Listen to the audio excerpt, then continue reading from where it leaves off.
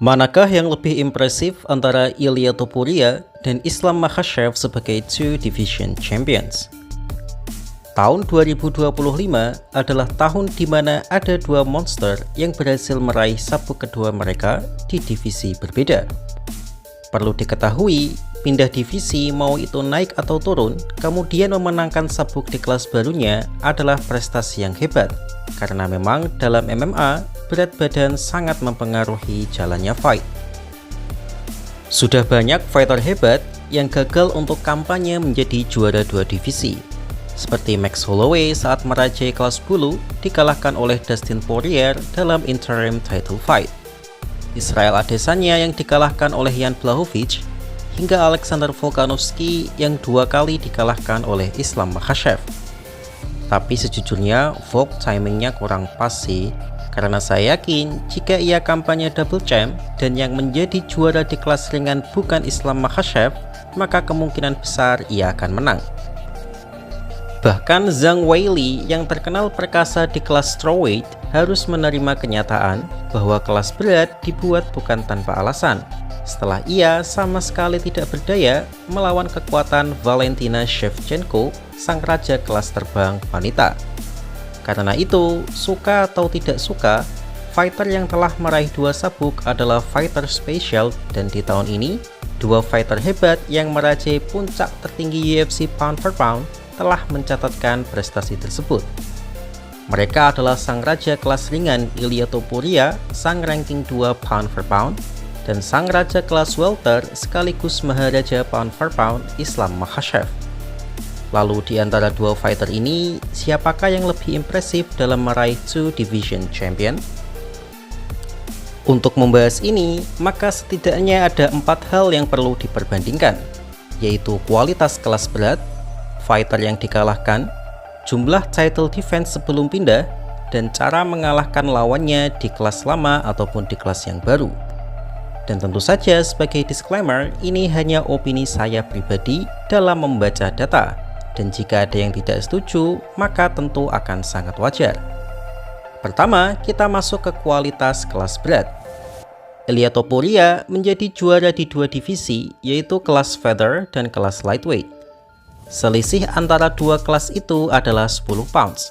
Jadi Topuria perlu usaha yang keras untuk memotong selisih berat badannya dengan fighter kelas ringan.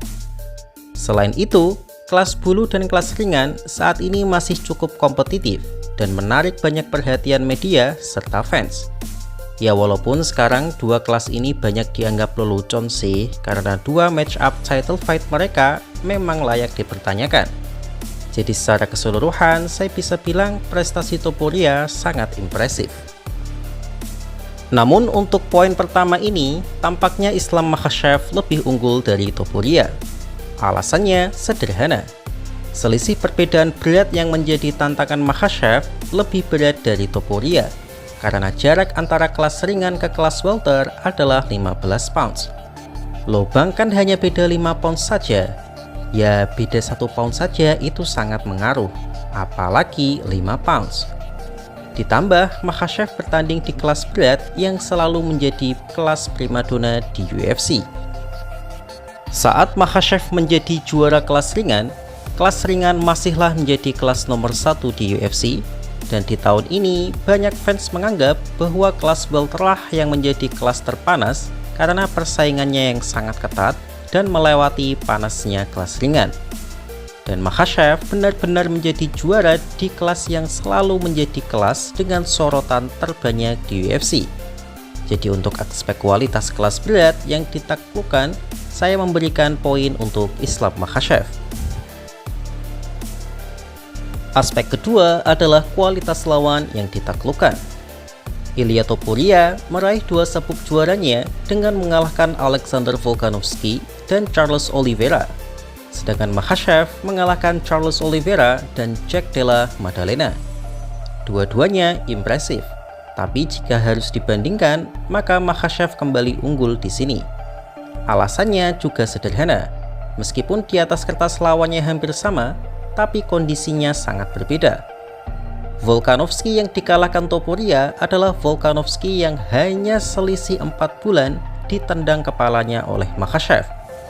Bahkan sebelum fight, Makhachev menyarankan Volk untuk beristirahat setidaknya 6 bulan karena tendangan seperti itu tentu mengakibatkan brain damage. Dan sebelum di KO Makhachev, Volk tidak pernah kalah KO dan hampir tak pernah knockdown di UFC. Tapi setelah headkick Makhachev, Volk kalah KO dari Topuria dan sempat knockdown dari Diego Lopes. Jika Topuria menghadapi Volk versi pertama yang dikalahkan Makhachev, yaitu Volkanovski yang dalam mode 22 win streak-nya, maka hasil pertandingan bisa saja berbeda.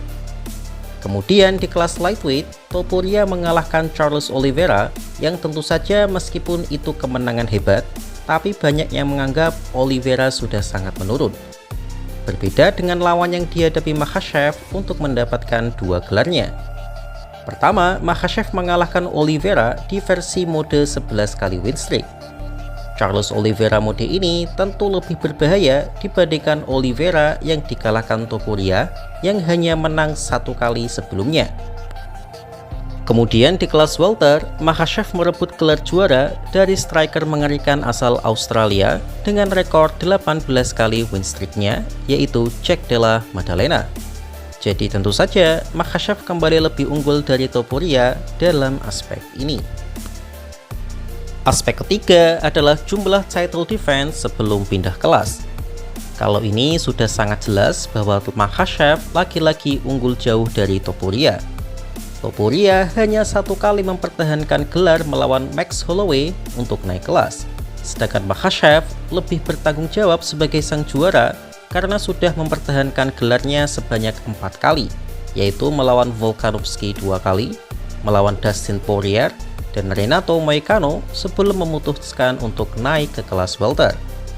Tentu, legitimasi Makhachev sebagai sang raja yang menaklukkan kelas berat lebih kredibel dari Topuria.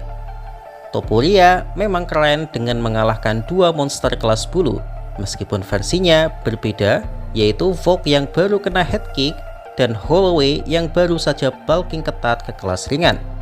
Tapi tetap saja, menang adalah menang. Namun Topuria belum teruji bertemu fighter dengan dagu baja seperti Diego Lopes atau grappler elite level Movsar Evloev.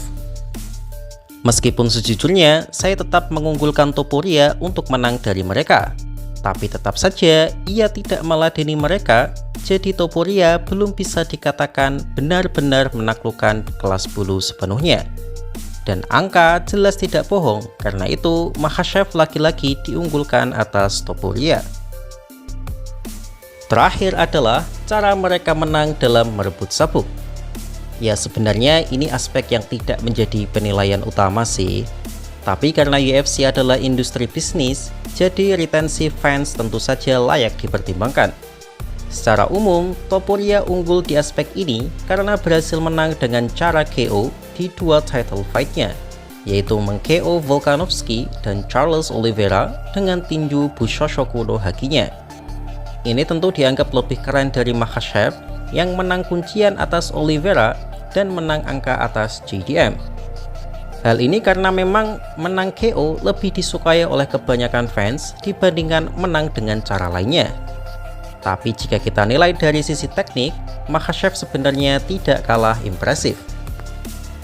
Topuria menang dari Charles Oliveira dengan KO, sedangkan Makhachev menang dari Oliveira lewat body triangle choke yang notabene-nya Charles adalah raja kuncian di UFC.